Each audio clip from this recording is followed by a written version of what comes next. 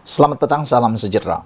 Perkara yang paling menarik malam ini ialah apabila salah seorang pemimpin besar dalam UMNO yang seringkali menjadi juru cakap UMNO, yang seringkali macam seakan-akan dialah paling tahu hal-hal politik di Malaysia, yang seringkali seakan-akan dialah paling mengetahui kebenaran yang ada di Malaysia, akhirnya dapat hukuman yang setimpal. Hari ini, siapa tidak kenal dengan Lokman Adam? Lokman Adam yang terkini Mahkamah Rayuan kekalkan hukuman penjara sebulan Lokman Adam. Mahkamah Rayuan mengekalkan hukuman penjara sebulan terhadap Lokman Adam kerana menghina yang dikaitkan dengan perbicaraan rasuah 1MDB bekas Perdana Menteri Najib Razak yang sedang berlangsung. Panel 3 hakim yang dipengerusikan oleh Kamaluddin Mad Said pagi tadi sebulat suara menolak rayuan bekas ahli Majlis Tertinggi UMNO itu untuk mengenepikan kesalahan komitel serta hukuman penjara. Turut bersidang sama adalah Hakim Nordin Hassan dan Cik Muhammad Ruzaima Ghazali. Mereka menolak rayuan pihak pendakwaan untuk meningkatkan hukuman penjara yang dijatuhkan oleh Mahkamah Tinggi Kuala Lumpur pada 15 Julai tahun lalu. Akhir bulan lalu, Timbalan Pendakwa Raya Dusuki Mokhtar berkata tempoh penjara sebulan terhadap Lokman tidak memadai bagi melindungi integriti sistem kehakiman dan memberi pengajaran kepada orang awam. Mahkamah hari ini membenarkan permohonan peguam Lokman iaitu Muhammad Safi Abdullah untuk menangguhkan pelaksanaan hukuman penjara sementara menunggu rayuan ke Mahkamah Persekutuan. Pihak pendakwaan tidak mengemukakan bantahan terhadap penangguhan itu. Hakim perbicaraan kes 1MDB Collins Lawrence Sekera sebelum ini mendapati Lokman Adam menghina dan menjatuhkan hukuman penjara sebulan ke atasnya berhubung ugutannya terhadap bekas pegawai khas Najib, Amhari Effendi Nazaruddin. Amhari adalah saksi pendakwaan ke-8 dalam perbicaraan rasuah 1MDB. Sementara itu, bernama melaporkan bekas ahli Majlis Kerja Tertinggi UMNO itu, iaitu Dr. Nur Lokman Nur Adam, kekal di penjara sebulan selepas didapati bersalah menghina mahkamah kerana mengugut saksi pendakwaan dalam perbicaraan kes 1MDB membabitkan bekas Perdana Menteri Datuk Seri Najib Tun Razak. Ini berikutan keputusan sebulat suara 3 panel hakim Mahkamah Rayuan iaitu Datuk Seri Kamaluddin Mad Said, Datuk Cik Muhammad Ruzaima Ghazali dan Datuk Nordin Hassan hari ini menolak rayuan Lokman untuk mengenepikan sabitan dan hukuman yang dijatuhkan oleh Mahkamah Tinggi pada 15 Julai tahun lepas. Panel 3 hakim itu turut menolak rayuan silang dikemukakan pendakwaan terhadap hukuman penjara sebulan yang dijatuhkan oleh Mahkamah Tinggi tersebut. Pada 15 Julai 2021, Hakim Mahkamah Tinggi Kuala Lumpur, Datuk Colin Lawrence Sekera menjatuhkan hukuman penjara sebulan terhadap Lokman Adam selepas didapati bersalah menghina mahkamah kerana mengugut saksi pendakwaan dalam perbicaraan kes 1MDB. Saksi itu ialah bekas pegawai khas Najib, Datuk Amhari Effendi Nazaruddin yang juga saksi utama dalam kes tersebut. Bagaimanapun, panel 3 hakim itu membenarkan permohonan peguam yang mewakili Lokman Tan Sri Muhammad Safi Abdullah untuk menggantung pelaksanaan hukuman penjara sementara menunggu rayuan difailkan ke Mahkamah Persekutuan.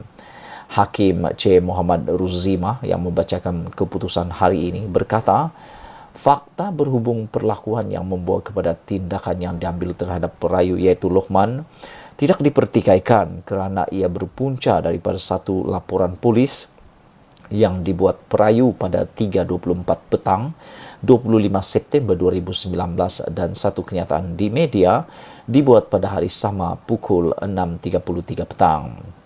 Katanya, Mahkamah telah meneliti laporan polis itu dan transkrip kenyataan media dan hasil penelitian terhadap laporan polis itu ia boleh diklasifikasikan sebagai satu laporan utama mengikut Seksyen 107 Kanun Tata Cara Jenayah. Cuma di akhir ayat laporan polis itu yang perlu diberi perhatian oleh mahkamah. Ayat tersebut berbunyi, adalah tidak masuk akal Datuk Seri Najib, orang yang teraniaya akibat namanya, digunakan oleh manusia-manusia durjana didakwa mencemar imejnya, sedangkan mereka memperoleh manfaat daripada kelakuan jenayah ini, bebas dan tidak didakwa pula. Adalah tidak perlu sekiranya perayu benar-benar berhasrat untuk menjalankan kewajipan awam bagi membantu pihak berkuasa menjalankan siasatan. Bagi kami, perkataan manusia durjana dan mereka yang memperoleh manfaat daripada kelakuan jenayah ini, bebas dan tidak didakwa pula, sudah tentu merujuk kepada Datuk Amhari Effendi, katanya. Hakim C. Muhammad Ruzima berkata, tindakan perayu membuat kenyataan media mengulas laporan polis dan ditambah dengan ungkapan kata-kata yang tidak sepatutnya juga menyebabkan laporan polis yang dibuat oleh perayu tidak boleh dilindungi. Kami berpandangan bahawa tiada silapnya keputusan yang diambil oleh Mahkamah Tinggi dalam mensabitkan perayu bersalah atas menghina mahkamah. Terdapat fakta yang menunjukkan perayu berniat untuk membuat laporan polis dan membuat kenyataan media.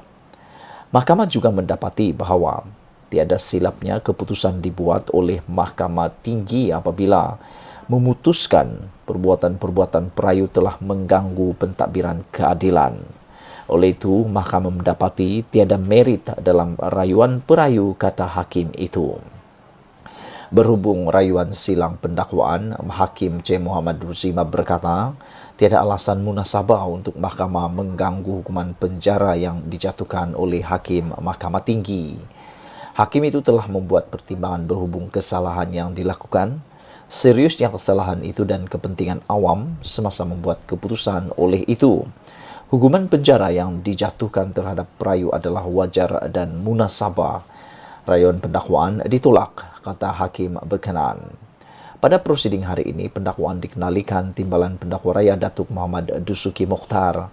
Pada 22 Oktober 2019, Mahkamah Tinggi memberikan kebenaran kepada Tan Sri Tommy Thomas yang merupakan peguam negara ketika itu untuk memulakan prosiding komitel terhadap Lokman kerana menghina mahkamah sebanyak 2 kali pada 25 September 2019. Pada 14 Januari 2020, Hakim Sukira menolak permohonan Lokman untuk mengenepikan kebenaran diperoleh Thomas dan kegagalan beliau dalam rayuan di Mahkamah Rayuan serta Mahkamah Persekutuan untuk membatalkan keputusan Mahkamah Tinggi. Thomas memulakan prosiding komitel terhadap Lokman dan memohon perintah supaya Lokman dipenjara atau didenda atas tindakannya menghina mahkamah. Menurut Thomas, pada 25 September 2019, Lokman dalam satu temu bual mengeluarkan perkataan berbau ancaman atau ugutan terhadap Amhari Effendi kerana memberi keterangan pada perbicaraan bekas Perdana Menteri itu di Mahkamah Tinggi. Thomas berkata pada hari sama Lokman membuat laporan polis terhadap Amhari Effendi yang juga saksi pendakwaan ke-8 berhubung keterangan saksi itu pada perbicaraan berkenaan. Katanya, matlamat dan tujuan tindakan Lokman ialah untuk mengganggu dan menakut-nakutkan Amhari Effendi, saksi lain dan mana-mana saksi berpotensi untuk tampil memberi keterangan terhadap Najib dalam perbicaraan kes 1MDB. Itulah dia keputusan sebenar Mahkamah Rayuan hari ini dan apa sebabnya Lokman dipenjarakan sebulan. Sekian dulu untuk kali ini. Jangan lupa tinggalkan komen anda, tekan butang subscribe. Malaysia kita punya, kita jaga sama-sama cintai Malaysiaku. Bye-bye.